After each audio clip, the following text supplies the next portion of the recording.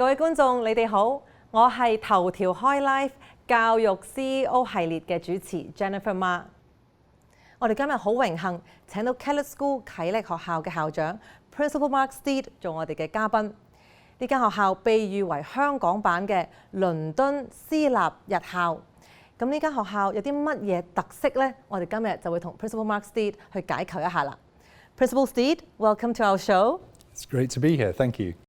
So Kellett School is quite special because many schools over the past decade have switched from A-levels to IB in Hong Kong. So is there any plan for Kellett to switch to another curriculum or why do you advocate the A-level system so much? Well, I think the A-level systems, the two systems are very different. Yeah. IB fills all your time. Yeah. It's a really good program. There are the 3 hires, three standards, and so on. It's a very full program, but it doesn't really allow you to do other things. So one of the advantages of the A-level system is it allows you to put in other aspects that aren't necessarily examined, but that are a really important part of the education, like the sixth form MVA program, like our wellbeing program, which is Positively Kellet, which is a really important part of what we do. We also do an extended project, which is like a sort of university style essay, which is again part of it.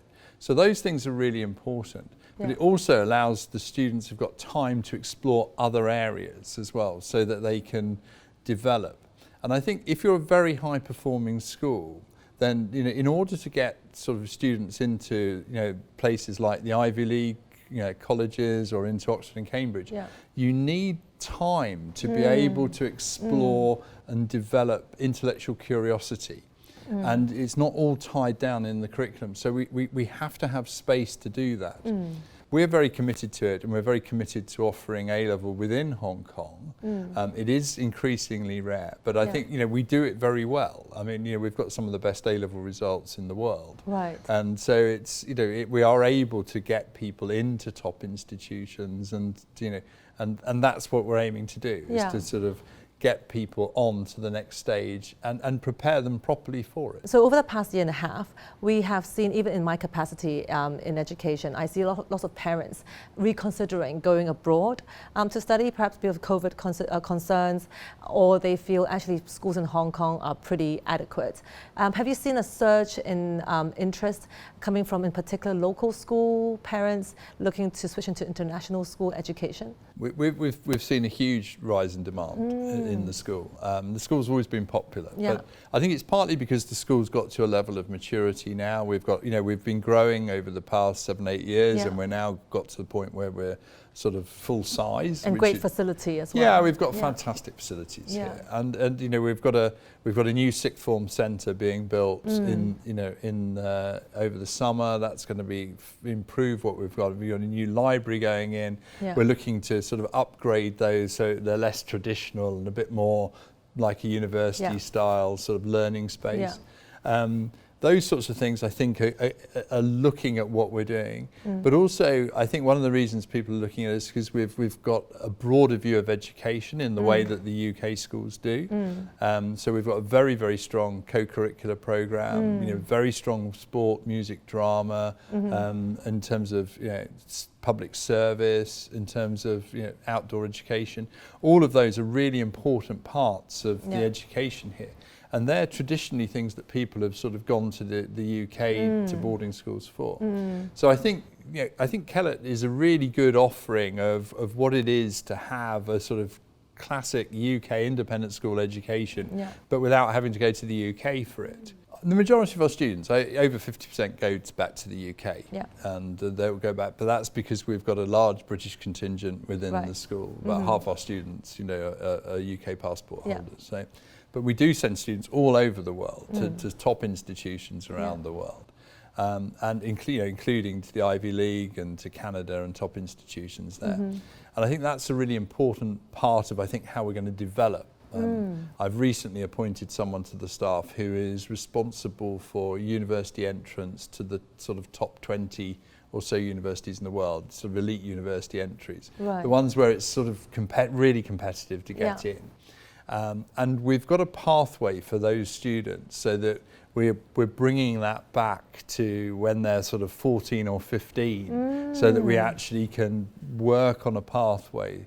Because you know, to get into an Ivy League school or to get into Oxford and Cambridge, you need to have a different skill set than just getting into a Russell Group university. It's not just about a set of A-levels. Because everyone has those. They're a given. Yeah. And it's about having a sort of the ability to make connections, it's the ability to think critically, it's the ability to argue on your feet.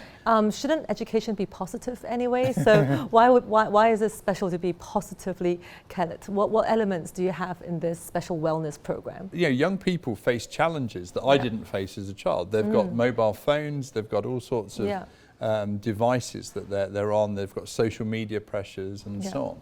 So there is this whole culture, this work culture, and with that's come a whole range of mental health issues. Now what we've had to do then is to put in place a program that helps young people cope with that. And so we have a program which specialises in teaching them strategies for looking after their own well-being. So if I give you a really simple example, so young people tend to catastrophize. They tend to always look for the worst. You know, something a little bit goes wrong and it's ruined their life. And more dramatic. They're never going to be the same. They're terribly dramatic. So they always go for this worst case scenario over here.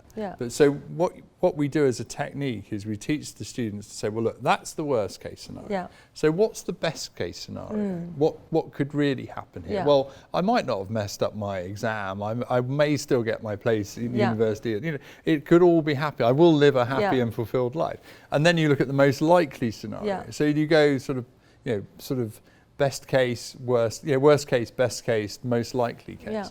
And that sort of technique is a really good technique to embed, and we do it over a number of years where we're trying to sort of get them used to dealing with in different contexts as well. In different contexts, And I heard about the MBA program for the sixth form. Can you tell us a little bit more about the MBA program? Yes, so what we're doing is, obviously every student does the 3 A-levels, but we're also doing a sixth form MBA program. So it breaks down into very different modules, which I think are useful for them to understand the world of work. So there's a module on impact and presence, and the public speaking is part of that. So impact and presence. Yeah, so how they present themselves in different contexts.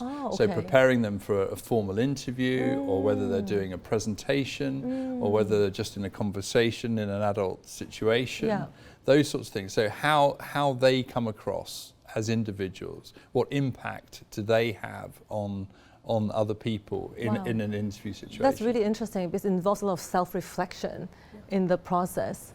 And again, that was one of these ideas that we took from the MBA programs in the UK, where that impact and presence is a very important part of it.